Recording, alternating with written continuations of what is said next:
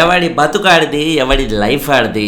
నీ మీద నేను చాలా ఎక్స్పెక్టేషన్స్ పెట్టుకున్నా, నీ నుండి నేను ఇలాంటిది ఎక్స్పెక్ట్ చేయలేదు. అసలు ఫస్ట్ ఆఫ్ ఆల్ ఆ మనిషి నుండి ఈ మనిషి ఏదో ఎక్స్పెక్ట్ చేయమని ఎవరన్నారు? ఏ మనిషి నుంచి ఎటువంటి ఎక్స్పెక్టేషన్స్ ఉండకూడదు. మన కన్న తల్లి కాబట్టి ఏదైనా ఎక్స్పెక్టేషన్స్ పెట్టుకుంటే ఖచ్చితంగా మన కోసం చేస్తుందేమో. మన కట్టుకున్నది ఖచ్చితంగా కట్టుకుంది కాబట్టి ఏదైనా ఉంటే చేస్తుందేమో. మన పిల్లల మీద కూడా ఖచ్చితంగా పెట్టుకోలేము బాబాయ్. ఫ్రాంక్లీ స్పీకింగ్ కట్టుకున్న దాని మీద కూడా పెట్టుకోలేము. కన్న తల్లి మాత్రమే చేస్తుంది, కన్నది కాబట్టి. ఎంత క్రూరుడైనా సరే నా కొడుకే కదా, నా కూతురే కదా, ఈ ఏడికి పోతుంది అన్నట్టుగా చేస్తారు.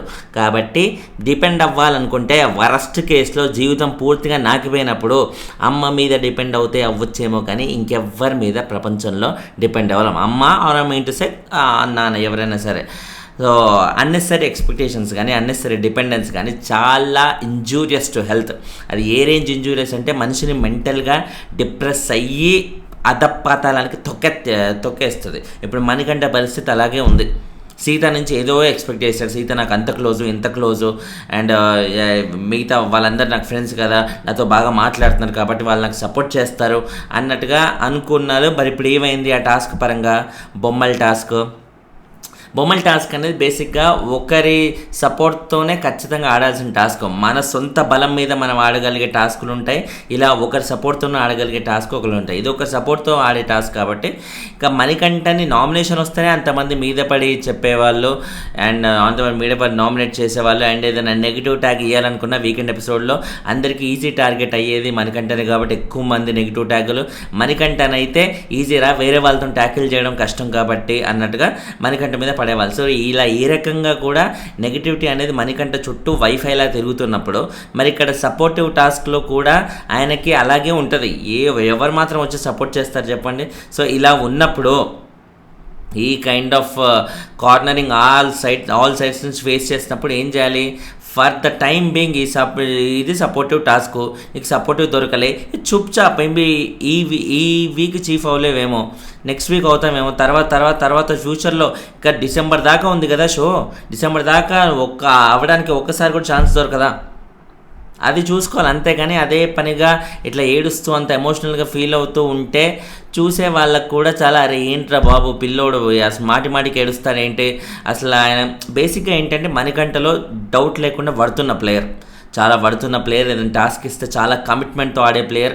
ఏదో మిగతా వాళ్ళ ఆషామాషిగా ఏదో ఇట్లా టైంపాస్గా వద్దాం, ఇట్లా వండింది తినేద్దాం, టాస్క్ ఇస్తే ఆడదాం, తర్వాత ప్రశాంతంగా పడుకుందాం అన్నట్టుగా వస్తారు. బట్ మణికంఠ 24/7 ఆయన మైండ్లో బిగ్ బాస్, నాకు ఇదే లైఫ్ అండ్ డెత్, ఇదే నా ఆఖరి పోరాటం, నేను ఇక్కడ ప్రూవ్ చేసుకొని బయటికి వెళ్తేనే నా కెరియర్ నిలబడొద్ది, రకరకాల ఆపర్చునిటీస్ వస్తాయి, లేకపోతే నా ఫ్యామిలీ నేను ఎందుకు పనికిరాను అనుకున్న నా ఫ్యామిలీ కూడా అరే వీడి సాధించాడు అన్నట్టుగా నన్ను దగ్గర తీసే అవకాశం ఉంది అంటే ఇలా 1,00,000 హోప్స్ అన్ని బిగ్ బాస్ మీద పెట్టుకున్నాడు. కాబట్టి ఆయనకి ఎప్పుడు అదొక అవేకనింగ్ కాల్ లాగా ఎప్పటికప్పుడు బిగ్ బాస్ అనేది ఆయన మైండ్లో ఉంటూనే ఉంటుంది. ఈ హౌస్లో ఉన్నంతసేపు చాలా సీరియస్గా కంప్లీట్ ఫోకస్డ్గా ఉన్న ప్లేయర్ ఎవరైనా ఉన్నారు హౌస్లో అంటే డౌట్ లేకుండా అది మణికంఠ మాత్రమే. సో ఆ రేంజ్లో అంత సీరియస్గా తీసుకున్నాడు కాబట్టి మిగతా వాళ్ళ నుంచి ఎలాంటి సపోర్ట్ లేకపోవడం, లేకపోతే నాగార్జున గారు వీకెండ్ వచ్చినప్పుడు క్లాస్ పీకడం, ఇలాంటివన్నీ జరుగుతుండడం వల్ల కుర్రోడు తెలియకుండానే ఒక కైండ్ ఆఫ్ సప్రెషన్లోకి గురవుతున్నాడు. అరే ఏంట్రా నేను ఓడిపోతున్నాను, నేను ఏదో చేద్దాం అనుకున్నాను, అసలు కావట్లేదు, ఏంటి లైఫ్ ఇలా అయిపోయింది, అన్ని పరంగా నా పర్సనల్ లైఫ్ అలా డిస్టర్బ్ అవుతుంది, ప్రొఫెషనల్గా బిగ్ బాస్కి వచ్చి ఏదో ప్రూవ్ చేసుకుందామంటే ఇక్కడ కుదరట్లేదు, అన్ని రకాలుగా నేను ఓడిపోతున్నాను, ఇంకా జీవితంలో నాకు ఇంకేం లేదా, ఇంకా నా జీవితం ఇదేనా, ఇలా వాళ్ళు వీళ్ళు అనగదొక్కించుకోవడమేనా, వాళ్ళు వీళ్ళు తొక్కి పడేస్తుంటే తొక్కించుకోవడమేనా, ఇంకా నేను నా అంతటి నేను లేచి నిలబడలేనా అనే ఒక నిస్సహాయతలోంచి వచ్చే కన్నీళ్ళే అవన్నీ. చూసే వాళ్ళకి ఏమనిపిస్తుంది? ఒక సెక్షన్ ఆఫ్ ఆడియన్స్ సరే కావాలని వీడు సింపతి ప్లాన్ చేస్తున్నాడు, సింపతి పరంగా ఏదైనా ట్రై చేస్తున్నాడు అనే ఫీలింగే నార్మల్గా ఎవరికైనా వచ్చేస్తారు, డౌట్ లేదు. అన్లెస్ అండ్ అంటిల్ ఆయన షూస్లోకి వెళ్ళి ఆ సిచ్యువేషన్లో ఉండి చూస్తే మనకి అర్థం అవడం తప్ప నార్మల్గా బయట నుంచి ఎవరికి చూసినా కూడా ఇది కావాలని డ్రామాలు చేస్తాడు అనే ఫీలింగే ఎవరికైనా వస్తుంది అనమాట. అండ్ తను చాలా చిన్నపిల్లలాగా ఏడుస్తున్నాడు సీత దగ్గర కానీ యష్మి దగ్గర కానీ. యష్మి అంత రచ్చరచ్చ చేసి ఆయనతో ఫైట్ చేసినా కూడా at the end of the day తనకి ఆ మణికంఠ ఏడవడం బాధపడడం చూడలేక మళ్ళీ దగ్గరికి వెళ్ళి సముదాయించింది. సీత వచ్చి అంత పెద్ద ఫైట్ చేసి నీకోసం కాదు మేమున్నది, మేము ఎంత సపోర్ట్ ఇవ్వాలో అంత సపోర్ట్ ఇస్తున్నాం, but at the end of the game నువ్వు వాడుకోవాలి. యష్మితో కదా నీ సమస్య, యష్మి కదా నీ డాల్ తీసింది, సో యష్మితో ఫైట్ చేయి, మా అందరితో ఎందుకు ఫైట్ చేస్తాం, మేము చేయాల్సినప్పుడు చాలా సపోర్ట్ చేస్తాం, ప్రతిసారి మిమ్మల్ని మోస్తూ అంతే కదా. ఇప్పుడు ప్రతిసారి మణికంఠన్ గెలిపించడానికి, మణికంఠన్ ముందుకు దోయడానికో సీతానో ఇంకొకరు లేరు కదా హౌస్లో ఎవరు, ఎందుకంటే వాళ్ళు కూడా తోటి కంటెస్టెంట్లే. మణికంఠకి టైటిల్ గెలవాలని ఎంత కసిగా ఉంటుందో మిగతా సీత కానీ ప్రేరణ కానీ వీళ్ళందరికీ కూడా అంతే కసిగా ఉంటుంది. వాళ్ళు కూడా తోటి కంటెస్టెంట్స్, వాళ్ళేం ఫ్యామిలీ మెంబర్స్ కాదు కదా. అలా మాటికి వచ్చి మణికంఠకి బూస్ట్ ఇచ్చి ఇట్లా ముందుకు పంపించడానికి అలా అర్థం చేసుకోవాలి. సో కుర్రోడు అది అర్థం కాక చాలా బీభత్సంగా ఎమోషన్ పెంచేసుకుంటున్నాడు. అరే నా సీతారాబాయ్, నా ప్రేరణ, నా యష్మి వీళ్ళందరూ నా వాళ్ళు అయినప్పుడు నాకు సపోర్ట్ చేయకుండా ఇంకెవరికి చేస్తారు అనే ఒక గ్రాంటెడ్గా తీసుకున్న దానికి వాళ్ళు తీరా టాస్క్ వచ్చే టైంకి ఆబ్వియస్లీ ఎవరి ప్రియారిటీస్ వాళ్ళకు ఉంటాయి. నేను సీత తప్పను, ప్రేరణని కానీ యష్మిని కానీ ఎవరిని తప్పను, ఎవరి ప్రియారిటీస్ వాళ్ళకు ఉంటాయి. అప్పుడు యష్మి అయితే స్ట్రిక్ట్గా అసలు ఒక నాగుపాములాగా పగబట్టేసింది. అసలు ఏంటి నన్ను తీసేసావు కదా, పోన్లే నన్ను తీసేసినా పర్లేదు, నువ్వు కూడా పోయినావు కదా, చీఫ్గా డిస్క్వాలిఫై అయినావు కదా, నాకు అది చాలు అన్నట్టుగా అదొక బీభత్సమైన శాడిజం అయితే వచ్చేస్తుంది అమ్మాయికి వచ్చేస్తున్నప్పుడు మనోడికి ఇంకా బాధ అవుతుంది. అరే యష్మి ఏంట్రా, నేను అంత ఫ్రెండ్ అయినాను, అంత బాండింగ్ ఉంది ఈ అమ్మాయితో, ఈ అమ్మాయి ఏమో ఇలా అదే పనిగా నామినేషన్ అన్నప్పుడు నేను బయటికి వెళ్ళే వరకు నామినేట్ చేస్తా అంటది, ఈ టాస్క్లో ఉన్నప్పుడు సపోర్టివ్గా లేకుండా ఇలా అదే పనిగా టార్గెట్ చేసి ఏ పరంగా చూసుకున్నా టార్గెట్ చేస్తుందని మళ్ళీ బాధపడతాడు అనమాట. బట్ ఇలా టార్గెట్ చేస్తే at the end of the day public concern అనేది ఎవరి మీద వస్తుంది, మణికంఠ మీద, ఈయన మీదే వస్తుంది. ఆయన మీద వచ్చినప్పుడు ఆయనకే అడ్వాంటేజ్. అది అర్థం చేసుకోకుండా బాగా ఫీల్ అవుతూ మెంటల్గా చాలా డిస్టర్బ్ అవుతున్నాడు అనమాట. ఒక మనిషికి ఫిజికల్గా కొట్టే దెబ్బ కంటే మెంటల్గా కొట్టే దెబ్బ చాలా ఎక్కువగా ఉంటుంది. ఎందుకంటే ఫిజికల్గా కొట్టే దెబ్బ కళ్ళ ముందు కనిపిస్తుంది, మానుతూ ఏదో ఒక రోజు మానుతుంది, ఒక వారంలోనో నెల రోజుల్లోనో. కానీ మెంటల్గా కొట్టే దెబ్బ అలా ఉండిపోద్ది అంతే మైండ్లో. సో మణికంఠకి ఇప్పుడు మెంటల్గా విపరీతమైన దెబ్బలు తాకుతున్నాయి, ఘోరమైన దెబ్బలు తాకుతున్నాయి. సో అవన్నీ తట్టుకుంటూ ఆ అల్పప్రాణి నిలబడతాడా లేకపోతే మధ్యలోనే వెళ్ళిపోతాడా అనేది మనం చూడాలన్నమాట. మధ్యలోనే వెళ్ళిపోవడం అనేది దానికి ఓటింగ్ రాక వెళ్ళిపోయే సమస్య అయితే లేదు. ఎందుకంటే మణికంఠకి ఫెంటాస్టిక్ ఓటింగ్ అయితే ఉంది, అందులో డౌటే లేదు. ఆయనంత టైం ఇక నా వల్ల కాదురా బాబు అని వెళ్ళిపోతే తప్ప ఆయనకు ఓటింగ్ అనేది పుష్కలంగా ప్రస్తుతం ఉంది. కొన్ని వారాల వరకు ఖచ్చితంగా సర్వైవ్ అయ్యే ఓటింగ్ అయితే మణికంఠకి డౌట్ లేకుండా ఉంది. అండ్ మోర్ ఓవర్ ఈ రేంజ్ కంటెంట్ మణికంఠకి బ్యాక్ టు బ్యాక్ వస్తూనే ఉంది. ఇవాళ ఎపిసోడ్లో అయితే అసలు జరిగిన టాస్క్లు ఏంటి, హైలైట్ అయిన కంటెస్టెంట్ ఎవరు విన్నర్స్ కూడా హైలైట్ అవ్వలేరు, చీఫ్గా గెలిచిన వాళ్ళు కూడా హైలైట్ అవ్వలేదు. మణికంఠ హైలైట్ అవుతున్నాడు. ఎందుకు? ఎపిసోడ్ చుట్టూ తన చుట్టే తిరిగింది ఎపిసోడ్ మొత్తం, టోటల్ ఎపిసోడ్. ఎందుకంటే తన చుట్టూ అల్లుకున్న పరిస్థితులు అలా ఉన్నాయి కాబట్టి. అందరూ టార్గెట్ చేస్తున్నారని కాదు, అందరికీ ఎవరి ప్రియారిటీస్ వాళ్ళకు ఉన్నాయి. ఇప్పుడు కొంతమందికి ప్రేరణ చీఫ్ అవ్వాలని ఉంది, కొంతమందికి ఇంకొకరు అన్నట్టుగా 1,00,000 మంది పేర్లు అయితే వాళ్ళందరి మైండ్లో ఉన్నాయి. అందరికీ మణికంఠనే అవ్వాలి, మణికంఠనే ముందుకు తీసుకెళ్ళాలనే ఇంటెన్షన్ ఎవరికి ఉండదు కదా. అది మణికంఠ అర్థం చేసుకోవాలి. నా వాళ్ళు నా ఫ్రెండ్స్ కాబట్టి నన్నే సపోర్ట్ చేయాలన్నట్టు అది రూల్ ఏం లేదు. వాళ్ళు చేయాలనుకుంటే చేస్తారు, లేకపోతే లేదు, వాళ్ళ ప్రియారిటీస్ వాళ్ళవి. అది ఎక్స్పెక్ట్ చేయడమే చాలా రాంగ్ అని నేను అంటాను, బ్రాడర్ పర్స్పెక్టివ్లో చూసుకుంటే కూడా. అండ్ తర్వాత ఎనివే ఇక ఎపిసోడ్ పరంగా చూసుకుంటే కలర్ ఆ టాస్క్ ఏదైతే ఉందో దాన్ని రచ్చ కంప్లీట్ ఫన్ మోడ్లో. యాక్చువల్లీ ఇంతకుముందు జరిగిన సీజన్స్లో ఈ టాస్క్ చాలా బాగా చేశారు. ఇంకా ఇన్ఫ్యాక్ట్ లాస్ట్ సీజన్లో అదిరిపోయింది ఈ టాస్క్. అమర్దీప్ చేసిన ఫన్ అయితే నెక్స్ట్ లెవెల్ ఫన్ అని చెప్పాలి. ఈ సీజన్లో పెద్దగా అవ్వలేదు, మధ్యలో ఆ సాంగ్కి డ్యాన్స్లో, ఆ కామెడీలో పృథ్వీతో వేరే అమ్మాయి కైండ్ ఆఫ్ డ్రెస్ లేపించి దాంతో కామెడీ లేదో నాకు అంతగా ఎక్కలేదు ఈ టాస్క్ ఈ సీజన్లో అయితే. లాస్ట్ సీజన్లో it was much better. And ఈ టాస్క్ అయిపోవడంతో మన సర్వైవల్ ఆఫ్ ద ఫిట్టెస్ట్ టాస్క్లు అయిపోయినాయి. అండ్ ఇప్పుడు ఎవరైతే ఉన్నాయో మిగతా టాస్క్లన్నీ చీఫ్ కంటెండర్ కోసం జరిగే టాస్క్లు అన్నమాట. చీఫ్ ఈసారి ఒక్కరే మాత్రమే ఉంటారు, ఇంతకుముందులాగా ఇద్దరు. ఎందుకంటే ఇప్పుడు ఒక్కరుంటే ఈ 2-3 రోజుల తర్వాత ఆటోమేటిక్గా సండే నుంచి వైల్డ్ కార్డ్స్ వచ్చేస్తారు కాబట్టి వైల్డ్ కార్డ్స్ నుంచి ఇంకొక చీఫ్ ఉంటారన్నమాట. సో ఇప్పుడు ఆల్రెడీ ఈ టాస్కుల తర్వాత పృథ్వీ చీఫ్ అయినట్టుగా అయితే మనం తెలుస్తుందన్నమాట లీక్స్ ప్రకారంగా. సో లైవ్లో ఇంకా ఇప్పుడు ఈ బొమ్మల వాళ్ళ టాస్కే నడుస్తుంది. మనకి లైవ్ కంటే ముందే ఎపిసోడ్లోనే ఆల్మోస్ట్ ఇంకా టెలికాస్ట్ చేసేసినట్టుగా అర్థమవుతుంది. ఎందుకంటే ఎపిసోడ్లో ఆబ్వియస్లీ మొత్తం టెలికాస్ట్ చేయాలి కాబట్టి. సో పృథ్వీ ఈ వారం చీఫ్ ఉంటాడు. నెక్స్ట్ వైల్డ్ కార్డ్స్ వచ్చినప్పుడు వాళ్ళలోంచి ఒకరు. సో అలా ఈ రకంగా ఇద్దరు చీఫ్ అయితే కంటిన్యూ అయ్యే అవకాశం ఉన్నట్టుగా తెలుస్తుంది ఫర్ ద నెక్స్ట్ వీక్ కూడా.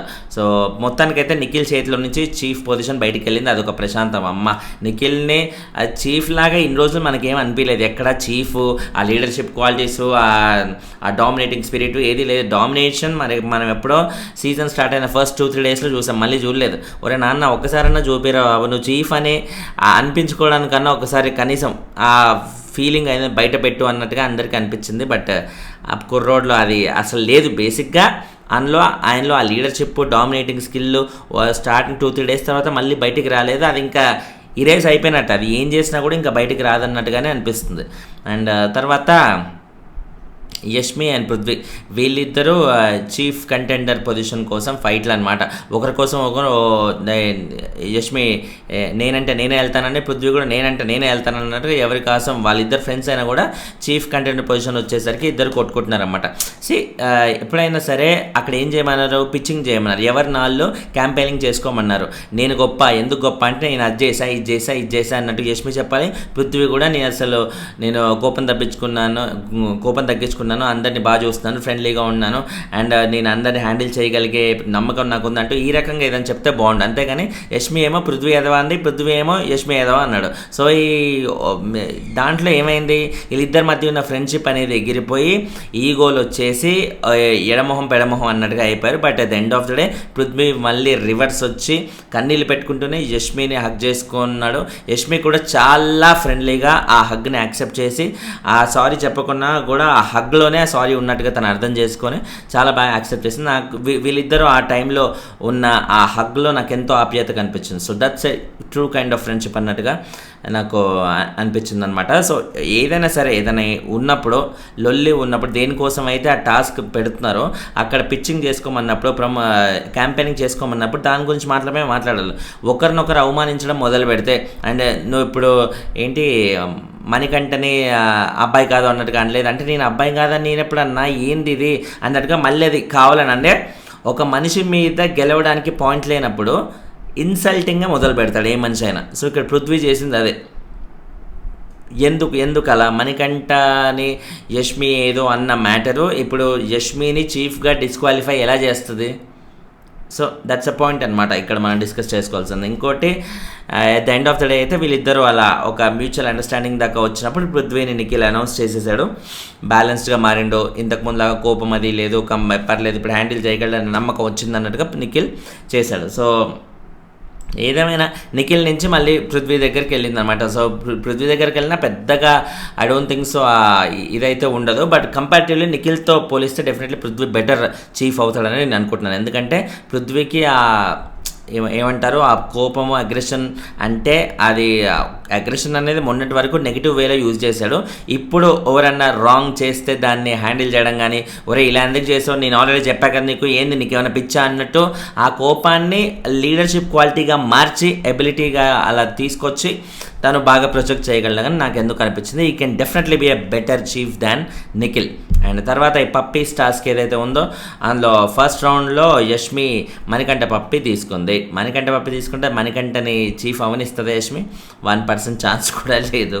కాబట్టి అండ్ మోర్ ఓవర్ అక్కడ ఉంది పృథ్వీ అనమాట. పృథ్వీ సెలెక్ట్ చేసుకోవాలి యష్మి మణికంఠలో. పృథ్వీ ఎవరిని సెలెక్ట్ చేసుకుంటారు? కళ్ళు మూసుకున్నా కూడా ఆయన సెలెక్ట్ చేసుకునేది యష్మియే అని చిన్న ఎల్కేజీ పిల్లోడు కూడా చెప్తాడు. సో ఆబ్వియస్లీ మణికంఠ చాలా లాజికల్గా మాట్లాడిండు. నేను చాలా ఇప్పుడు లీడర్షిప్ క్వాలిటీస్ వచ్చాయి, అందరితో రిలేషన్ బాగుంది, ఏదైనా హ్యాండిల్ చేయగలనే కెపాసిటీ నాకు వచ్చింది అన్నట్టుగా అద్భుతంగా క్యాంపెయినింగ్ చేశాడు. బట్ మణికంఠ వైపు వెళ్ళకుండా యష్మి వైపే వెళ్ళినట్టుగా మనం చూసేసాం ఆల్రెడీ. యష్మి వైపు వెళ్ళడం అనేది it's pure biased. Of course Yashmi ఏం అంత పనికిరాదు అన్నట్టు కూడా మనం చెప్పలేం. యష్మికి కూడా అర్హత ఉంది. బట్ కంపారిటివ్లీ ఇద్దరు అర్హతలు ఉన్న కంటెస్టెంట్లో ఎవరి బాగా క్యాంపెయినింగ్ చేస్తే వాళ్ళని చూస్ చేసుకోవడమే పబ్లిక్కి కూడా నచ్చుతుంది. దట్స్ ఏ వైస్ చాయిస్ అన్నట్టుగా అనిపిస్తుంది. సో ఇక్కడ పృథ్వీ యష్మి అంత క్యాంపెయినింగ్ చేయకున్నా కూడా తనకి జస్ట్ ఎబిలిటీ ఉందని అందరికీ తెలిసినట్టే ఆయన కూడా తెలుసుకొని యష్మిని సెలెక్ట్ చేసుకున్నారు. సో ఇది ఆబ్వియస్లీ మణికంఠ అన్నట్టే బయాస్డ్ డెసిషన్ అని మనం అనుకోవాలి.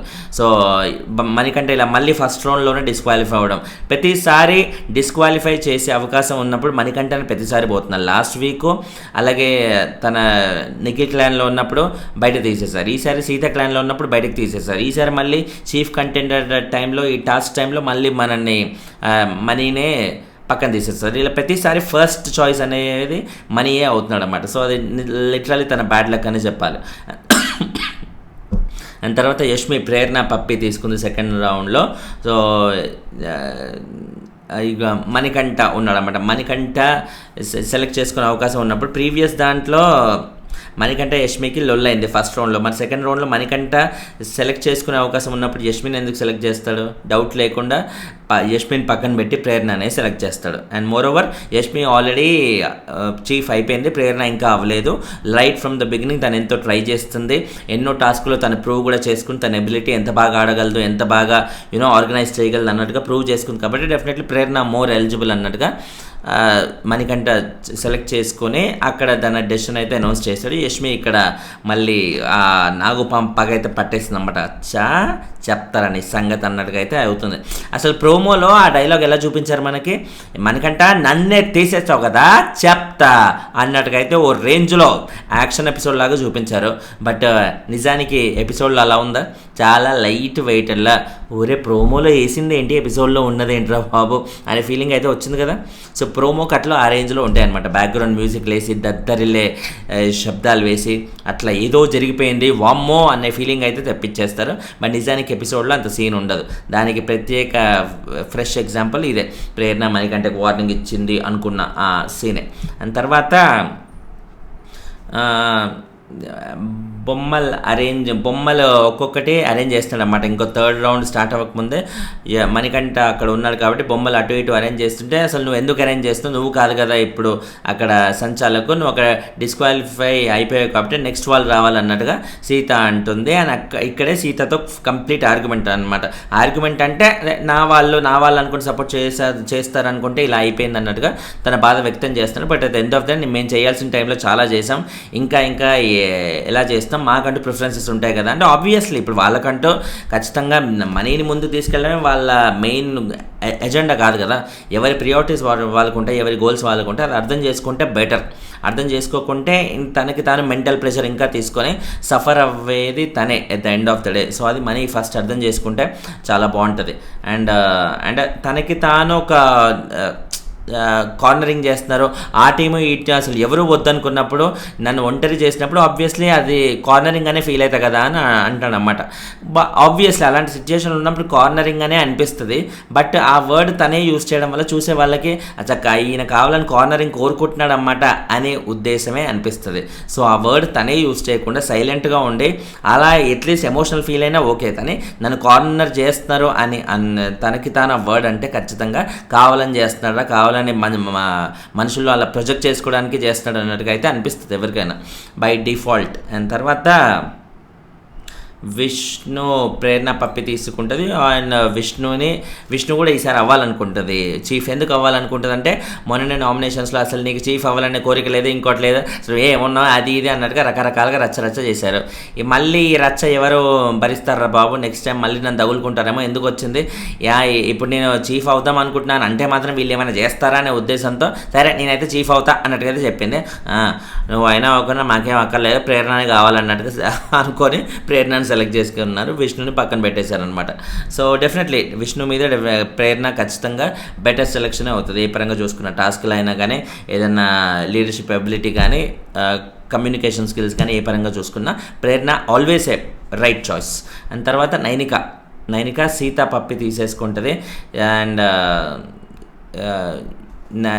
నైనిక సీతలో ఎవరు బెటర్ అని అనిపిస్తే నైనిక చాలా బ్యాలెన్స్డ్గా ఉంటుంది. అండ్ తను ఎంతవరకు తీసుకోవాలి అనుకుంటుందో, ఎంతవరకు ఏది ఆర్గనైజ్ చేయాలనుకుంటుందో అక్కడి వరకు చూసుకుంటే తప్ప దాన్ని దాటి ఎప్పుడు వెళ్ళదు అన్నట్టుగా ఉంటుంది. కాబట్టి నైనికానే అన్నట్టుగా వీళ్ళు అలా ఆలోచించారు అక్కడ వచ్చిన విష్ణుప్రియ. సో అలా సీతలో అయితే డెసిషన్ మేకింగ్ ఎప్పటికప్పుడు ఫ్లిప్ అవుతూ ఉంటుంది.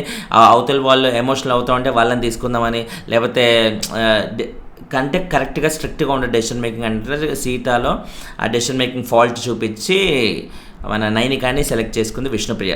ఎట్లీస్ట్ సీతలో చెప్పకుండా ఉంటే బాగుండే, డెసిషన్ మేకింగ్ ఇది రాంగ్ ఉంటుంది అని, ఓన్లీ నైనికాని పొగిడితే అయిపోయేది. సో అన్నెసరీ చెప్పడం అనేది విష్ణు కావాలని తన ఇంటెన్షన్ ఏదో, తన సీత మీద తనకున్న రైవలరీ ఏదో బయట పెట్టుకోవడానికి, తన లాస్ట్ టాస్క్లో తనని సెలెక్ట్ చేసుకోనందుకు, ఏదైతే ఆ చీఫ్ దాంట్లో తన్ని చేయనందుకు, మణికంఠని తీసేసినందుకు ఏదో పగ మీద చేసినట్టుగా ఉంది తప్ప ఏదో ఆర్గానిక్గా అనిపించలేదు. అండ్ తర్వాత ఎందుకంటే అక్కడ అవసరం లేదు, అసలు సీత గురించి చెప్పాల్సిన అవసరం లేదు, కేవలం నైనికాని మాత్రమే సెలెక్ట్ చేసుకుంటే అయిపోయింది. నైనికాని ఎందుకు సెలెక్ట్ చేస్తున్నావో అని చెప్పడం మాత్రమే అక్కడ డెసిషన్ కాబట్టి. అండ్ తర్వాత అండ్ తర్వాత చూసుకుంటే ఇక్కడ మణికంఠ చాలా ఫీల్ అవుతూ ఉంటాడు at the end of the day. And Yashmi ఆ రేంజ్లో నువ్వు అన్నావు కదా చూసుకుంటా నన్ను తీసేస్తావు కదరా అని అన్నది ఎమ్మటే మనోడు ఫీల్ అవుతుంటే దగ్గరికి వెళ్ళి ఓదార్చిందన్నమాట. దట్స్ గుడ్ థింగ్ అన్నట్టుగా అనిపించింది ఓదార్చడం. అండ్ పృథ్వీ అయితే కొత్త చీఫ్ అయిపోయాక ఇప్పుడు ఒక్క చీఫే ఉంటాడు. వైల్డ్ కార్డ్స్ వచ్చాక వైల్డ్ కార్డ్స్ నుంచి ఇంకొక చీఫ్, పృథ్వీ వర్సెస్ ఆ చీఫ్ ఎలా ఉంటుంది ఈ కొత్త హోల్ ఎన్వైర్న్మెంట్ అనేది చూడాలి. నాకు తెలిసి వైల్డ్ కార్డ్స్ వచ్చాక చాలా ఎంగేజింగ్గా సాగే అవకాశం అయితే ఉంది. ఎందుకంటే వాళ్ళు ఆల్రెడీ ఎక్స్పీరియన్స్డ్ బిగ్ బాస్ గేమ్లో, వీళ్ళు ఆల్రెడీ ఫ్రెషర్స్ వర్సెస్ ఎక్స్పీరియన్స్డ్ ఎలా ఉంటుంది, ఎంఎన్సీలో ఉన్నట్టుగా ఉంటుందా లేకపోతే నార్మల్గా రెగ్యులర్గానే సాగుద్దా అని చూడాలన్నమాట. అది end of the day. Thanks a lot for watching. Manikandan చూస్తే మీకేమనిపించింది? కావాలని చేస్తున్నాడో, సింపతి కోసం ట్రై చేస్తాను అనిపించిందా, లేకపోతే ఆయనకి సిచ్యువేషన్స్ ఆ దరిద్రం అంతా అట్లా వచ్చేస్తుంది కాబట్టి అలా అవుతుంది అన్నట్టుగా మీరు కూడా అనుకుంటున్నారా? కింద కమెంట్ అయితే చేసి చెప్పండి. ఛానల్ని సబ్స్క్రైబ్ చేసుకోండి. లైకులు ఎక్కువ కొడతా ఉంటే వీడియోలు ఎక్కువ మంది కనిపిస్తాయి. దయచేసి లైకులు మిస్ చేయకండి. My sincere request, like